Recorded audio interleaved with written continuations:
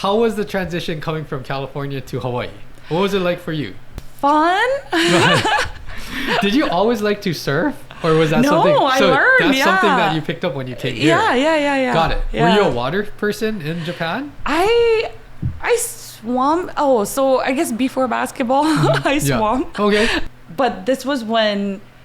Okay, so going back, when I was 2 years old to 6 years old, we lived in Singapore.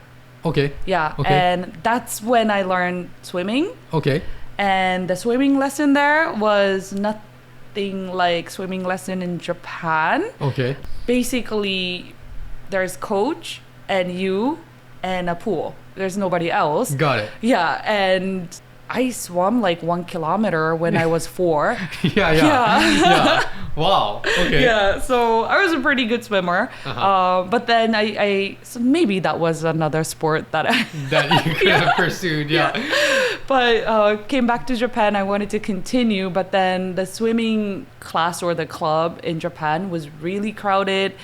You spend more time waiting in line Got it. than swimming, and so I didn't enjoy much, and I quit. But I knew how to swim. I was comfortable with water, and my brother surfed in California. Oh, yeah. okay. So but you never really surfed in California. I would go with him. I tried actually like 2 times, but so Santa Cruz in California, and the water is so cold. Yeah. And I just couldn't do it. So now, I mean, that must have been a big part of you like to surf. So, what was Hawaii kind of what you expected, or was it something different? It's really, really funny. But when I first came to Hawaii to take the BOC exam, and I got out of the airplane at the airport, I felt the air, and I felt nostalgia. Like I felt like I'm home. At home. Yeah. I don't know why. Yeah. I still cannot explain why, but that's totally how I felt. And yeah, I'm really comfortable in Hawaii. Yeah. And really weird story, but when I was in Japan, I would run a really high fever once a year. Okay. Every year. Tonsillitis. Yeah. And I got used to it, because every year it happens, right? So I would just take medicine and still go to work and stuff. But then that never happened when I moved to California. Okay.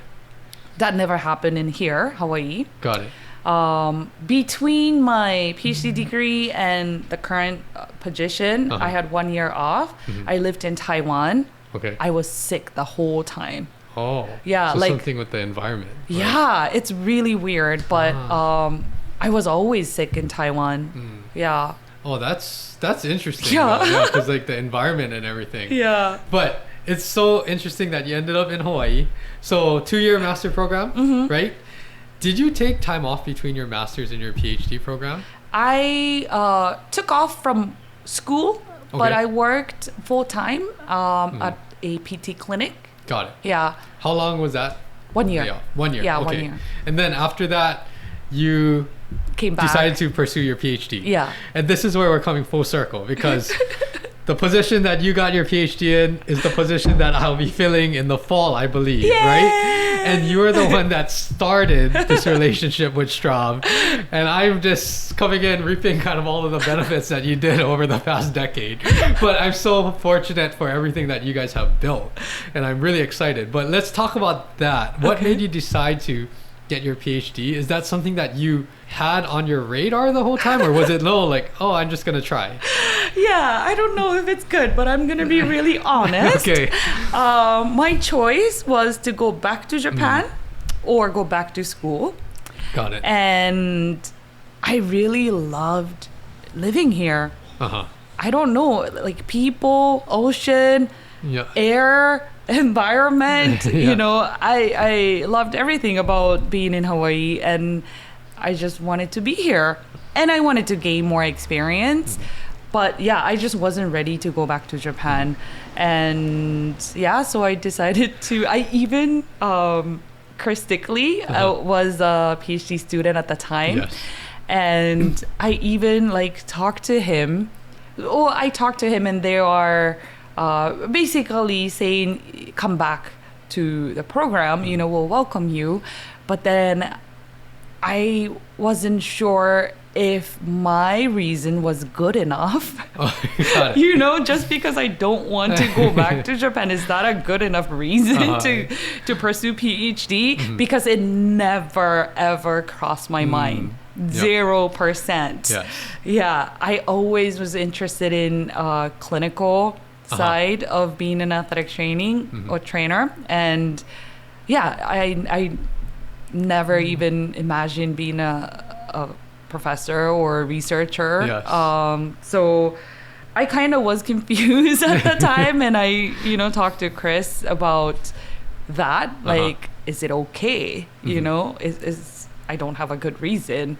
I guess he also knew that I will give my 100%, whatever that I decide to do.